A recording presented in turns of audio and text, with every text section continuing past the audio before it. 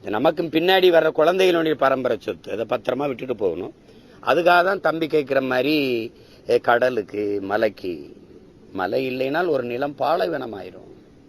மழை இல்லைன்னா மழை இல்லை, உங்களுக்கு தெரியும். மழை இல்லைன்னா மண்ணில் எதுவும் இல்லை. அப்ப அதை உணர்த்தணும். மலை நமக்கு மணலும் கற்களும் அல்ல, குவாரி கிடையாது. தாயின் மார்பை கரியா ஒருத்தன் பார்ப்பானா? பார்க்க மாட்டான். அப்ப பூமி தாயின் மாரை எப்படி கல்லாவும் மணலாவும் காசாவும் பார்த்த? எப்படி பார்த்த நீ? அது தவறு.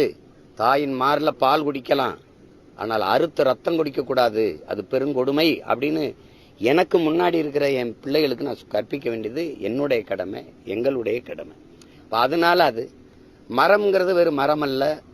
மரம் தான் நம்முடைய உயிர், நம்முடைய மூச்சு காற்று. எல்லா உயிரினங்களும் நற்காற்றை சுவாசிச்சுட்டு நச்சுக்காற்றை வெளியிடும். மரம் செடி கொடிகள் தான் நச்சுக்காற்றை சுவாசிச்சு நற்காற்றை வெளியிடும். அவன் வெளியிடுறதுனால தான் நம்ம சுவாசிக்க தூய காற்று இருக்கு, ஆக்சிஜன் இருக்கு. அப்ப அந்த மரத்தை பற்றி சொல்லி கொடுக்கணும். மரம் இல்லைன்னா மேகத்தை அறுவடை செய்து பூமிக்கு மழையா கொண்டு வருகிற ஒரு ஆற்றலை பெற்ற ஒரே உயிரினம் மரம் தான். அந்த மரம் எவ்வளவு முதன்மையானதுன்னு சொல்லி கொடுக்கணும். அதனாலதான் இந்த மாதிரி எல்லாத்தையும் சொல்லிட்டு கடைசியா இதெல்லாம் இல்லாத நம்ம அரசியல் செஞ்சோ அதிகாரத்துக்கு ஒன்றும் பயன் இல்லை அப்படின்னு அதெல்லாம் சொல்லிட்டு இந்த மாற்றத்தை விரும்பும் மக்களின் மாநாடு. அது என்ன மாற்றம்னா, வணங்குறதுக்கு நமக்கு 1000 சாமிக்கு மேல இருக்கு, 1 கோடி சாமிக்கு மேலே இருக்கு. வாழ்றதுக்கு ஒரே ஒரு பூமி தான் இருக்கு. அந்த பூமியை காக்க வர்றது யாரு? அதான் எங்க பேச்சு. நான் நேற்று முருகனை கும்பிட்டேன், நாளைக்கு சிவனை கும்பிடுவேன். இன்னைக்கு சிவனை கும்பிடுறேன், நாளைக்கு பிள்ளையாரை கும்பிடுவேன். இன்னைக்கு கிறிஸ்தவத்தில் இருக்கேன், நாளைக்கு இஸ்லாத்துக்கு போகலாம். நாளைக்கு இஸ்லாத்துக்கு இருக்க, நாளைக்கு கிறிஸ்தவத்துக்கு வரலாம். எது வேணாலும் மாறிக்கலாம். ஆனால் வாழ்றதுக்கு ஒரு பூமி தான் இருக்கு. இப்ப இந்த பூமியை காக்க போறது யாரு? காலுக்கு கீழே மிதிபடுவதால பூமி உனக்கு சாதாரணமா படுதா? தாய்ப்பாலும் தண்ணீரும் மலிவா கிடைக்கிறதுனாலே இந்த மனித பயில்களுக்கு அதன் மகத்துவம் புரியலன்னு கவிப்பேரரசு வைரமுத்து மகாகவிதை இந்த புத்தகத்தில் எழுதியிருக்காரு, நூலில் எழுதியிருக்கிறார். எல்லா அறிஞர் பெருமக்களும் முன்னோர்களும் நமக்கு அருகில் இருந்து அறிவுறுத்திக்கிட்டே இருக்காங்க. ஆனால் எல்லா செய்திகளும் காதல விழுது, நம்ம கவனம் எடுக்கிறது இல்லை. அதனாலதான் இது அதையெல்லாம் உணர்த்தி ஒரு மாற்றத்தை விரும்பும் மக்களின் மாநாடு அப்படின்னு வைக்கிறோம். மாற்றம் என்பது சொல் அல்ல, ஒரு செயல். நாம் மாறுவோம் மாற்றுவோம்னு அழைக்கிறோம்.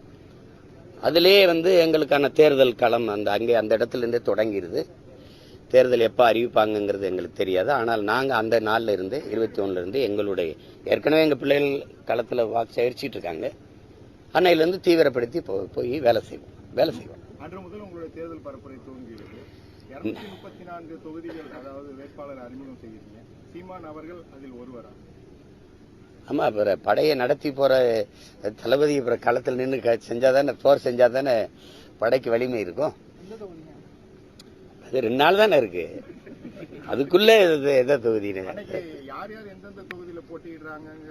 அதை சொல்றதுக்கு தான் மாநாடு. யார் யார் எந்த தொகுதியில போட்டிடுறாங்கன்னு மொத்தமா அறிவிச்சிருவோம். அது நான் போட்டியிடுற தொகுதியும் உங்களுக்கு தெரிய வந்துடும். அதுக்கப்புறம் களத்துக்கு போய் வேலை செய்வோம். பிரம்மாண்டமா பிரச்சாரத்தை தொடங்கிய விஜய் அவர்கள் தற்போது நிர்வாகிகள் சந்திப்பு கூட்டம்னு தன்னுடைய பிரச்சாரத்தை குறுக்கிக்கிட்டாரு. எப்படி பாக்குறீங்க? அது தம்பியை குறை சொல்றதுங்கிறது அது எனக்கு வேலை இல்லை. என்னோட வேலை நான் செய்யறேன். நீங்க அதை என் தம்பிகிட்ட தம்பி கேட்கணும். ஏன்னா அப்படி ஆரம்பிச்சு இப்படி நிறுத்தினீங்க அப்படின்னா அப்படி இடைக்கால பட்ஜெட் தாக்கல் செய்யப்பட்டிருக்கு. பட்ஜெட் எப்படி பாக்குறீங்க? பற்றாக்குறை அவரே சொல்றாரு, பற்றாக்குறையில இருக்குன்ட்டு. நான் 10 லட்சம் கோடி இருக்குன்னு நினைச்சேன். இப்ப 10.1 ஆறாடா அப்ப இருக்கு. 10,000 கோடியை தொட போகுது. இப்ப நாங்க இந்த அரசியல், இந்த ஆட்சி முறையை ஏற்கல, எதிர்க்கிறோம். அல்ல அது என்ன சொல்றது, அருவருக்கிறோம். இந்த முறையவே மாற்றணும்னு நினைக்கிறேன். அதனாலதான் திரும்ப திரும்ப ஆள் மாற்றம் ஆட்சி மாற்றம் அல்ல எங்கள் இலக்கும் கனவும், ஆட்சி முறை மாற்றம்னு திரும்ப திரும்ப சொல்றது. இப்ப இந்த நாடு கட்டமைக்கிற வளர்ச்சி என்பது கடன் வளர்ச்சி. இப்ப 10 லட்சம் கோடி கடன் இருக்குது. அதுல நம்ம முதன்மையா வளர்ந்து போறோம். வேற என்ன இருக்கு? இந்த கடனால நிறைவேற்றப்பட்ட ஒரு நலத்திட்டம் சொல்லுங்க. எல்லாம் இலவசம். இந்த ஃப்ரீ ஸ்கின் தான். இதுக்கு 5000 கொடுத்தேன், அதுக்கு 3000 கொடுத்தேன். இதுல 6800 கோடி இழப்பு, இதுல 6800 கோடி இழப்பு, 15000 கோடி இழப்பு. ஆசிரியர் வீதியில் நிக்கிறான்ல, ஊதிய உயர்வு 58 கோடி தான் தேவைப்படுது. இந்த ஆட்சி முறை எப்படி இருக்கு? அது உங்களுக்கே தெரியுதுலையோ? என்னையா படிப்பிக்கிற ஆசிரியர், அறிவு கருவறை, அறிவை வளர்க்கும் ஒரு ஆசிரியர் பெருமக்கள் வீதியில் நின்று போராடுறான்னா அந்த நாடு எப்படிப்பட்ட நாடு பாருங்க. அறிவை வளர்க்கிறவன் வீதியில் நிக்கிறான். இந்த உடை மானத்தை மறைக்கிற நெசவை செஞ்சு கொடுக்கிற நெசவாளி வீதியில் நிக்கிறான். அவனுக்கு மின்கட்டண உயர்வு, நூல் விலை உயர்வு, சொத்து வரி உயர்வுல அவனால வேலை செய்ய முடியல. அப்புறம் உழுது விளைச்சு வேர்வை சிந்தி விதைய வச்சவன் நல்ல வீதியில போட்டு நிக்கிறான், கொள்முதல் செஞ்சு ஒரு சேமிப்பு இடங்களை வைங்கன்னு. அது மழையில் நனைஞ்சு முளைச்சு போகுது. வேர்வை சிந்தி விளைய வச்சவன் கண்ணீர் சிந்திக்கிட்டு வீதியில் நிக்கிறான். இப்ப இந்த மாதிரி ஆட்சி முறையை நீங்க ஏற்கிறீங்களா? அதை இப்படி ரசிக்கிறீங்களா? கொடுமையா இருக்கா இல்லையா? இதுதான் பிரச்சனை.